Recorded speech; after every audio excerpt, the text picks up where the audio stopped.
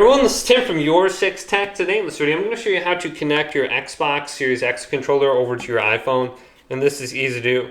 So first we want to turn on our Xbox controller. Now you're going to want to disconnect your Xbox from the wall outlet because it's going to turn on the Xbox if you turn this on. Then let's go to settings here, and we want to go to the Bluetooth settings. So we can see Bluetooth, scroll on down, and you can see my DualSense wireless controller, DualShock, my PS5 controller is already connected. Now with my Xbox turned on, my Xbox controller turned on, let's hold down the sync button right here, and this is going to put it into the Bluetooth pairing mode. Here's the Xbox wireless controller. Let's select it, and it's going to be a solid light now, and it should be connected. So just give it some time. Let's go to pair actually, and boom, I can see on the top. So you have to disconnect your Xbox, otherwise you're going to turn it on every time you press this button. So we can turn it off now by going to the eye, and it says forget device.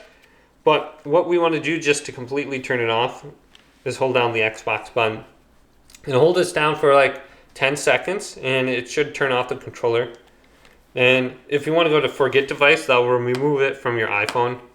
Then we can just press this button again in the future and it will reconnect. So you can see it should be connected to my iPhone. So hopefully this video did indeed help you out. If it did, leave it a big thumbs up and subscribe to my channel down below for more tech out videos coming up next on Your 6 Tech.